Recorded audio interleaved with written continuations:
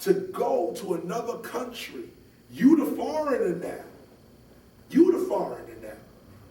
You now know what it feel like to go somewhere and cats looking at you. Others want to be overly helpful. Others are like, you see people running around with their schemes and scams. It's a country.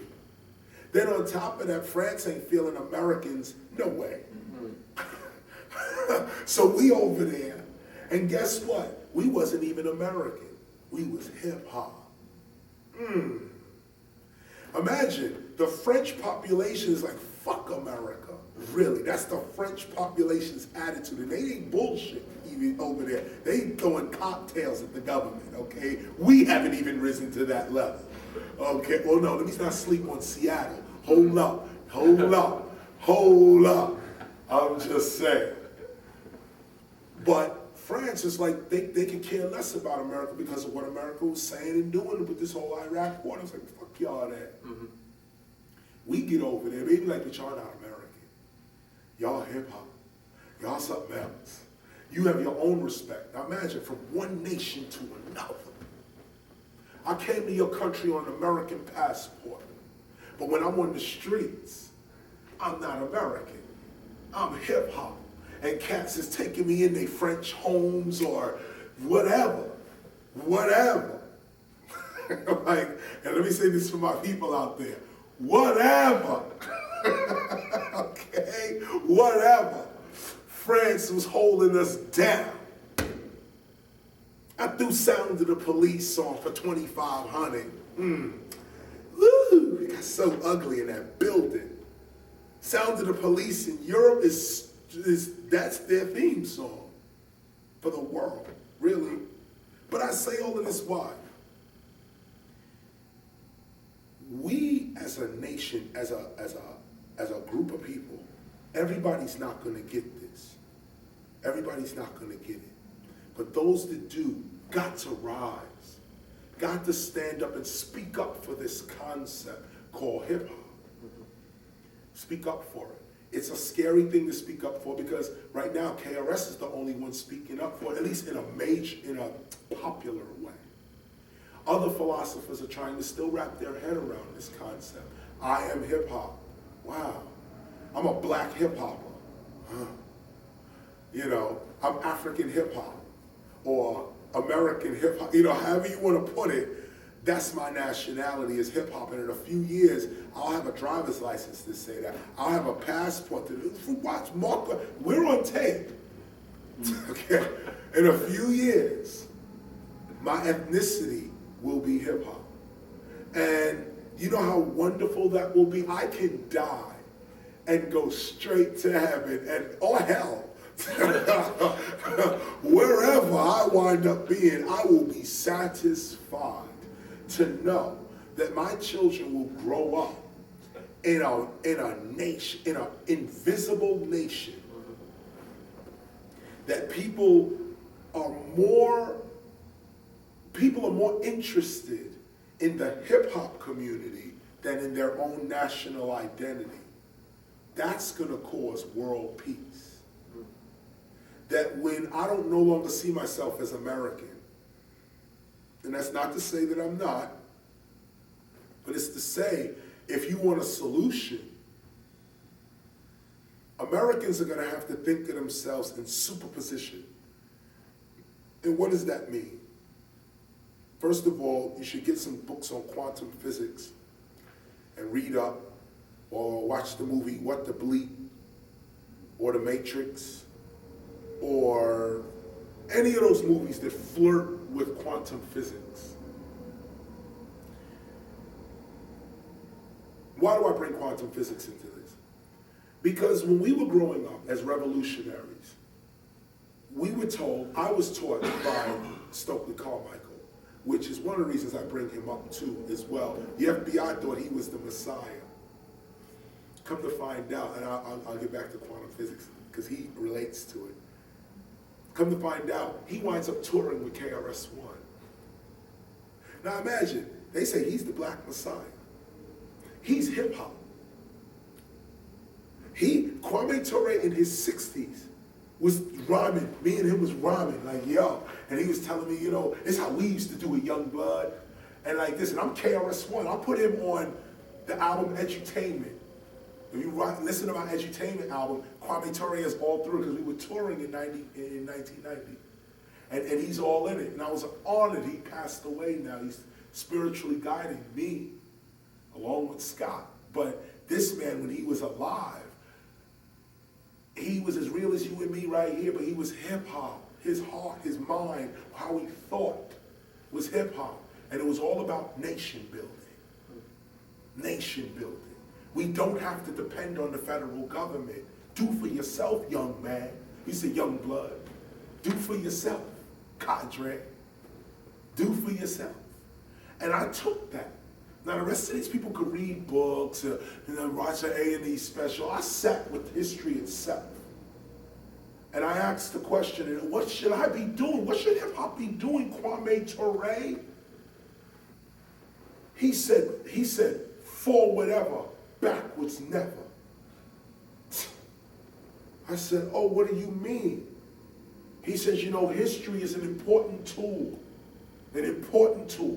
And you respect your history and you learn from your history and you allow history to guide you, but you are not your history. And that's where I got the concept of the new African. Kwame Ture used to flirt with that concept, the new African. Don't think about being an old African the way it was. You are a new African today. You can do more for Africa being new today. I took that. The man died. He passed on. Now, the rest of these people, you know, that want to criticize or think they know black history or this, that, okay, you can do whatever. But on Kwame Ture's deathbed, I was handed whatever legacy he was doing.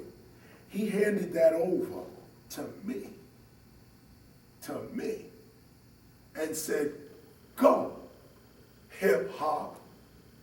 He not only said this and voiced this to us when he was healthy, but we were there when he was dying as well. And I remember, I never forget, because it's like the ancients again. Whenever the leader is about to pass, he gives blessings to those on the deathbed. There's something about dying and the power you have to impart your spirit while you're drifting off. It's a very, like, I mean, if you're not solid inside, this can break you. It can break you because you have to watch a man die and receive something. You have to be aware that you are receiving, and he has to be aware that he's giving. As he's dying, you can't be crying. And that's the situation we were in. There was a few of us there, his friends, family, you know, and I was there for hip hop. As this civil rights leader, the father of black power is about to go out.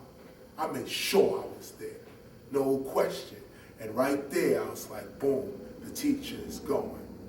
And I remember he looked at me, and he's laying back like this, and then he looked at me, he was all swollen, and there was a look he used to give. Like, we used to talk, and I used to say, well, what about this civil rights leader? What about that civil rights leader? He used to give me a look like he didn't want to say nothing. He used to be like, can we talk about something else? Let's go over here. And I knew that was a way of him. He answered my question. You know, I said, what about this one? And Kwame would be like, you know, Sekou Touré once said, and I'd be like, okay, no problem. We're not going to go there with that one. But on his deathbed, he looked at me, smiled, and then said, just like that. It's like, look at me. I'm out, and you know what to do. Like that. It's like in one look, it's like, I'm out, and you know what to do. Like that, and I received that.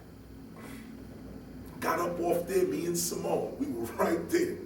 We got up and was like, whoo, and drove and had to like really come off that. But I took that. And with that spiritual energy, I continue the civil rights movement, or what Kwame would call the human rights movement. I continue the human rights movement. And what is the human rights movement? these colors, these races, these geographical land spaces and national identities based on material stuff is dead. That's over. The new philosopher, if I am the Malcolm X for my day, if we are the civil rights movement for our day, how have we progressed the knowledge of our ancestors? Not agree with it and stay stuck in it. What is the new thought? The new thought, I believe, is hip hop as a new nation.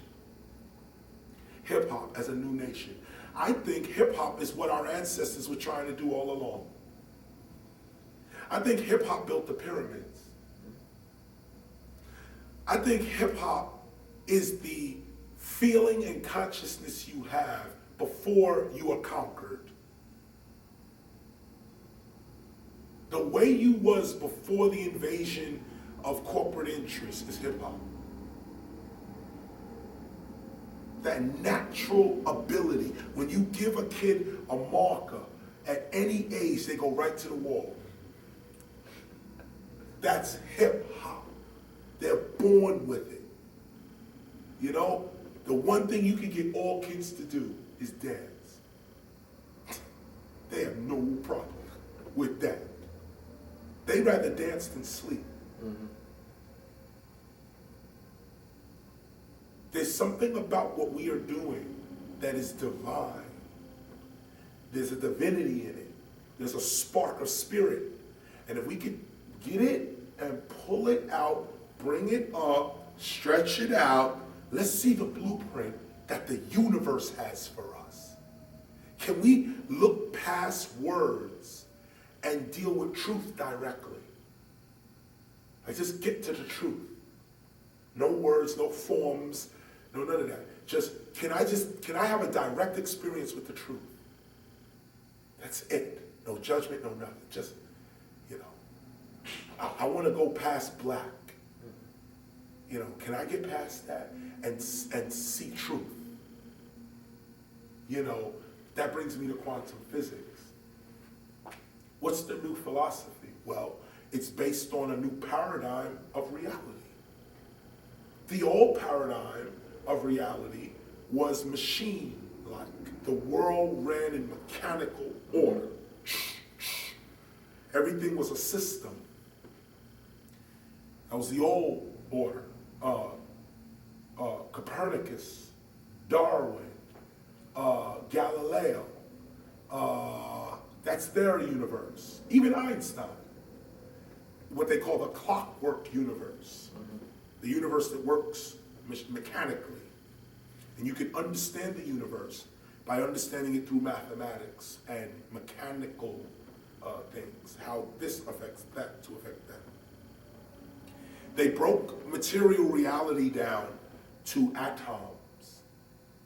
And the atomic structure was, the atomic world was created. That atoms create molecules, which create everything we see. Based on the combinations of atoms, you could either have a human being or a chair. That was fascinating. But then quantum physics came in with a scientist named Planck. I forget his first initial, forgive me. But Planck formed the Planck theory. And the theory that he figured out was, I'm paraphrasing, I'm gonna get right to the point, that those atoms you're looking at, the one thing that was baffling Einstein and everybody else was sometimes atoms are particles and other times atoms are waves. Mm-hmm. Einstein came up with E = mc squared. Energy twice the speed of light is matter and vice versa. In other words, matter is light. This thing right here, if you could speed this up 2 times the speed of light, which I think is 164 million miles per second, something like that. If you could speed this up twice that speed, it'll turn to energy. And if somehow you could make energy slow down, this somehow, it starts making stuff. starts being pigs. History was taught to us in the same way. This happened, then this happened, then this happened, then that, and now you have it.